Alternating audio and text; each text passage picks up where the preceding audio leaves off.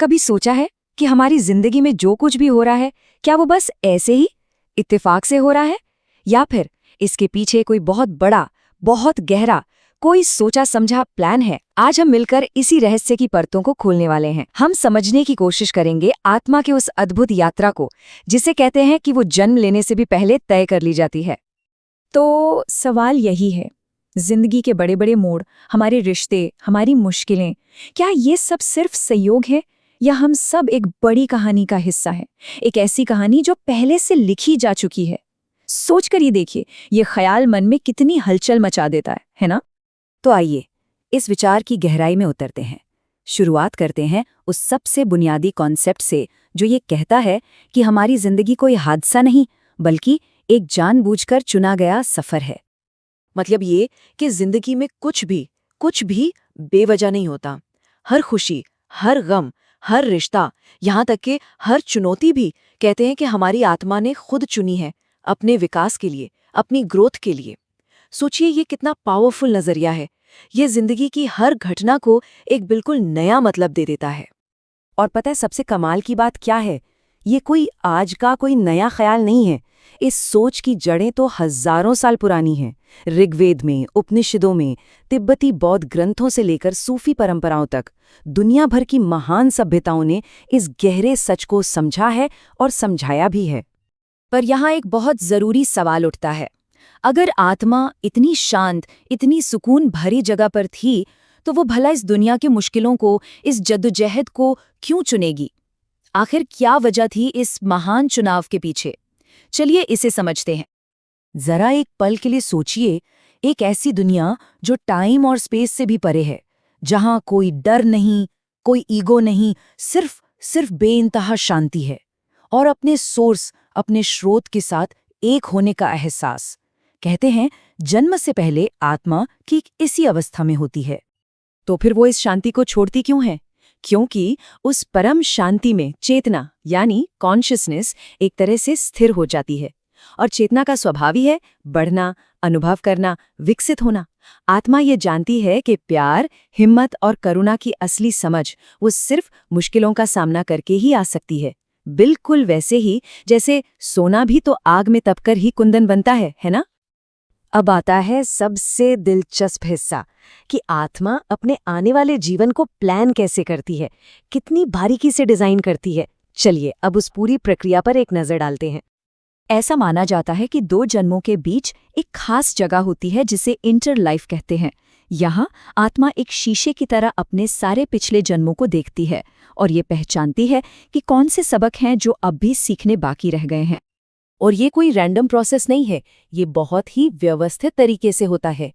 आत्मा अपने spirit guides यानी आध्यात्मिक मार्गदर्शकों के साथ काम करती है। ये गाइड्स उसे अलग अलग ऑप्शंस दिखाते हैं कि देखो ये रास्ते हो सकते हैं, लेकिन आखिरी फैसला हमेशा आत्मा का खुद का होता है। ये पूरे तरह से एक कॉन्शियस और फ्री चॉइस है। और जरा सोचिए ये चुनाव कितना डिटेल्ड होता है। आत्मा सिर्फ अपने माता पिता या परिवार को ही नहीं चुनती, बल्कि वो अपना देश, अपनी संस्कृति, अपने बड़े बड़े रिश्ते, यहाँ तक कि अपनी सबसे बड़ी ताकत और अपनी सबसे बड़ी कमजोरी, सब कुछ चुनती है।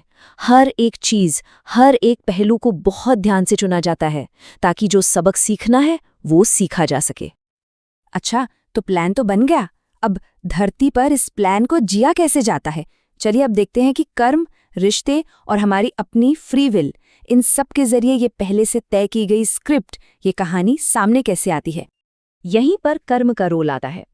देखिए, कर्म को अक्सर लोग एक सजा की तरह देखते हैं, पर ऐसा है नहीं। असल में कर्म एक टीचर है। ये एनर्जी का एक न्यूट्रल नियम है जो बस हमारे ही एक्शन के नतीजों को हम तक वापस लाता है। क्यों? ताकि हम सीख सकें, ताकि हम अपनी जिंदगी में संतुलन बना सकें। ठीक इसी तरह हमारी जिंदगी में जो भी जरूरी लोग हैं वो ऐसे ही नहीं आ जाते। वो एक सोल कॉन्ट्रैक्ट या आत्मिक अनुबंध का हिस्सा होते हैं।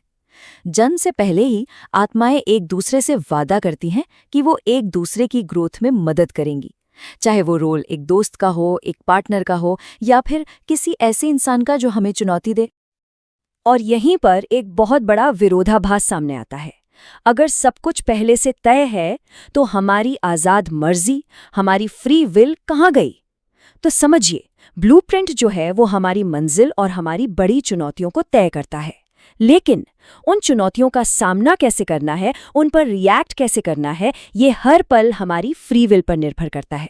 कह सकते हैं कि स्क्रिप्ट तो लिखी हुई है, पर एक्टिंग कैसे करनी है इसकी पूरी आज़ादी हमें है। लेकिन एक सवाल जो शायद हर किसी के मन में अब तक आ गया होगा कि अगर ये सब हमारा ही प्लान है तो हमें इसमें से कुछ भी याद क्यों नहीं है? इसका जवाब इस पूरे सिस्टम के सबसे ज़रूरी हिस्सों में से एक है। वजह है भूलने का पर्दा। और ये कोई सजा नहीं बल्कि एक आशीर्वाद है। सोचिए, अगर हमें सब कुछ याद होता तो हर अनुभव कितना नकली लगता। ये तो ऐसा होता जैसे आपको एग्जाम के सारे जवाब पहले से पता हों। तो क्या हम कुछ सीख पाते? नहीं। यही भूलना हमें हर पल को पूरे ईमानदारी से, पूरी गहराई से जीने का मौका देता है। तो इस जन्म, मृत्यु और प्लानिंग, इस पूरे साइकिल का आखिरी मकसद क्या है? हमारी आत्मा आखिर किस मंजिल की तरफ बढ़ रही है? ये जो हमारी दुनिया है, ये आत्मा के लिए एक बहुत बड़े स्कूल की तरह है। और जैसे हर स्कूल में एक ग्रेजुएशन डे होता है, वैसे ही इस आध्यात्मिक सफर की आखिरी ग्रेजुएशन है मुक्ति, या जिसे हम मोक्ष भी कहते हैं। मुक्ति का मतलब है जन्म और मृत्यु के इस पहिए से, इस साइकिल से पूरी तरह आज़ाद हो जाना। जब आत्मा अपने सारे सबक सीख लेती है, जब उसे और कुछ भी अनुभव करने की ज़रूरत नहीं रहती, तब वो वापस उसी परम चेतना में मिल जाती है जहाँ से उसकी ये यात्रा कभी शुरू हुई थी। और जो आत्माएं इस मंजिल तक पहुंच जाती हैं, उनका संदेश बहुत ही सीधा और सरल होता है। वो हमें बस इतना याद दिलाती हैं कि जिस सच को हम बाहर दुनिया में ढूंढ रहे हैं, वो असल में हमारे अंदर ही है। और उस सच का, उस परम सत्य का सार है प्रेम। और जब हम इस नज़रिए से देखते हैं तो लगता है कि हमारी जिंदगी की हर चुनौती, हर रिश्ता असल में हमें उसी प्रेम को महसूस कराने के लिए, उसी की ओर ले जाने के लिए डिज़ाइन किया गया है।